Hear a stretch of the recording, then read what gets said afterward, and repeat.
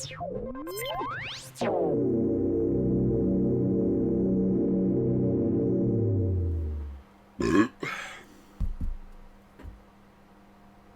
everyone, so back for another video, third of the day that I'm shooting back to back. This one, we're back on comics. We haven't done too many comics on this channel. I did that, the magnetic case video that's gone live. I hope you've checked that out. This is a bunch of slabs, 3 of these. Shout out to my man at 9 Realms Comics in Atherton, near Manchester, in Greater Manchester. Went to his shop. I've only been to his shop once. Picked up an old Avengers, the Black Knight, first appearance in Avengers, Black Knight. I can't be going down a Black Knight rabbit hole, which you will see. But yeah, guy at, I can't remember what his name is, but the guy at 9 Realms in Atherton, he does a Vogt show. He does it like 3-4 times a week. He does like he's been doing a regular show, new comic book day show, £1 flash sale, like buy, you literally it's good for £1, you gotta buy it straight away. There's a Friday show, and then on Saturdays he's been doing a CGC show. Now I've caught his Friday show. I caught one of his £1 flash shows the other week, but I've been catching his Saturday show. Usually it's about 6:30, 7 o'clock.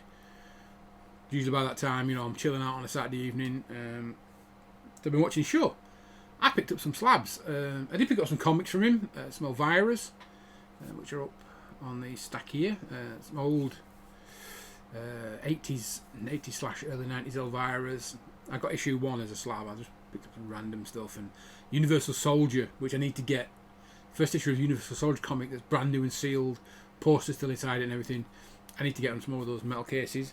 But these are a handful of slabs. I've got 3 from a guy at 9 Realms and 2 off eBay, and 3 of these are part of my Black Knight rabbit hole I've been going down. First up, we've got She-Hulk #1 in a 9.8. Trying not to show the glare. This is an Adam Hughes cover. I've got the cover A of this She-Hulk. I've not been reading the series. I just bought the first issue and then sort of I fell out of going to Forbidden Planet. My local Forbidden Planet has gone down the Swanee. It really has. It's the comic section. My local Forbidden Planet is the Manchester one. If you've been to Manchester one, you know what I'm talking about. You used to go downstairs, pop wall, and then it used to be looks like a stockroom entrance, and then it was comics all the way down, comics all the way along, graphic novels on that bit of floor there. The back corner over there under the stairs was board games / anime, manga stuff. Now you go in, down the stairs, anime, manga's still the same, spread out a little bit further out into the middle shelves, but then what was comics after the stockroom door turned into like Gundam model kits, and then so they shrunk the comics down, and then though that section, that half, is now anime, manga. Anything related to anime and manga, that whole comic wall is gone, and you'll end up with 2/3 of a wall of back issues, and then 1/3 in the corner is new deliveries. It's absolutely shocking.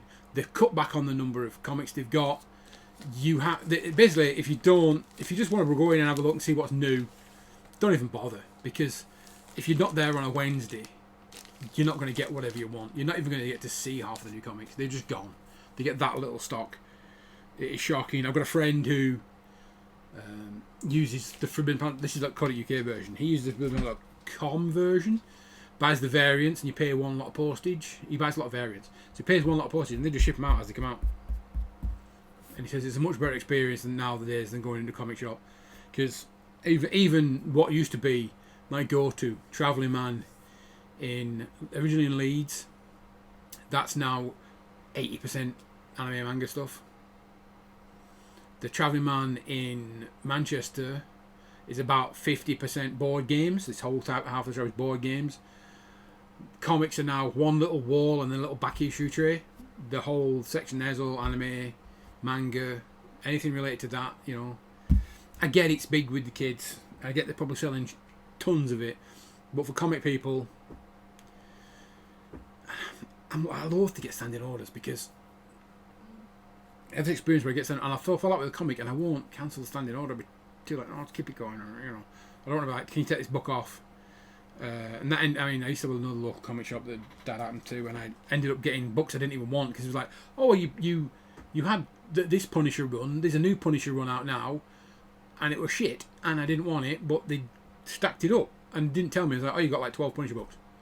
I'm like, I haven't been in this shop for like a year. Yeah, but you got 12 Punisher books. I didn't order those. Yeah, but you had the Punisher run before this. This is a new run, totally different miniseries. We thought we'd put it aside for you. 12 books are yours money. I was like, you know. That stopped me off getting standing orders at all. And this whole idea of, I get why they do it, but these standing orders where you've got to place a standing order and pay for it before it comes out. That happened in a couple of local shops. I know the small shops, independent people, but I know they get people that don't turn up and they end up with loads of stock they can't sell, but that puts me off as well. But anyway, back to the slabs. Tom Holland's Fright Night #1 from American Mythology Productions. This is from 2021. Doesn't say what month, it just says 2021. Yeah, this was from, like I said, Nine Realms had the VOG show. Like you use VOG, VOGGT. It's like Whatnot, but it's like a UK version of Whatnot, I suppose. UK Europe, maybe? I don't know if it's Europe. Definitely UK. Yeah, he was running a slab show, and he was just like, anyone they want anything? Anyone need anything? He said, and someone said, can you show us the wall? Because they're like all these, there's walls of slabs, and he's doing the show in front of this wall. So they're panning the camera around. He goes, this little side bit is like 3 slabs in a row. And that's right in the middle. And I'm like, dude, can I look at that Friday night? And he gets it out. I'm like, whoa. And then he had this and another 2 variants. I nearly bought all 3, but I didn't. I control myself. Just got this one. Yeah, based on the 1985 movie and the remake and whatever else. What was it, 1985? What was the sequel to that one? Then there was the remake with Colin Farrell, which then had its own sequel, which I kind of like, that weird sort of like Romanian New Blood. It was Fright Night 2 New Blood, something like that. So yeah, Tom Holland's Fright Night. Not actually read this at all. I need to get an actual readable copy at some point. And then we go down the Black Knight rabbit hole. Like I say, I've got the Avengers First Appearance of the Black Knight. I've got Curse of the Black Knight #1, which was, I think it's Peach Momoko. I know there's a variant, Peach Momoko variant, and there's a Virgin variant. So the regular variant. I've got a bunch of Black Knight books and stuff, but I kind of been going down the Black Knight slide rabbit hole. Went to the States, got the Marvel Presents the Black Knight, which is supposed to be the origin of Black Knight. But like I say, watching that Nine Realm show, he was doing this. What anyone want? I was like, got any Black Knight, Moon Knight, Ghost Rider? He's like, got no Ghost Rider, but I've got this one Moon Knight and this Black Knight from 2016. I was like, I've never seen that book in my life. I absolutely love that cover. I need it in my life. Paid a little bit of premium. Well, I say paid premium. I paid like more than I paid for those 2. It does like, he's not stupid and does like slabs that are like 100 quid a pop, unless it's worth 100 quid a pop. You know, he's got slabs starting at like 35 quid sometimes. And others at like 50 and what have you. This one was a little bit more pricey, but I've never seen it at all. This is the Dan Panasonian. Is it did I pronounce it? Panasonian? Panosian? Dan Panosian. It's the Black Knight from 2016. This is issue 2, it's the variant cover. That is, frankly, a badass cover of Black Knight. Really is. Absolutely love that. Yes, it's only a 9.6, but like I said, I'm going down a bit of a Black Knight rabbit hole, trying to get this showing right. Yeah, going down a Black Knight rabbit hole. Black Knight is literally one of my favourite characters of all time, and that's before he was in. Was he really in the Eternals? Really? You know what I mean? But yeah, Black Knight, Moon Knight, Deathlock, Ghost Rider, Morbius. Those 5, I think it said those 5, and then the team of the New Avengers from Bendis' run and Justice League America, or JLI, Justice League International, from the Giffen Mateus run. Those are my favourite characters of all time. I have a little cube there dedicated to the Justice League International. I've got a Black Knight displayed downstairs with that Avengers book. So yeah, I'm always on the lookout for books featuring my favourite characters. So as I mentioned, I've got the is it Peach Momoko variant of issue 1 of Curse of the Ebony Blade.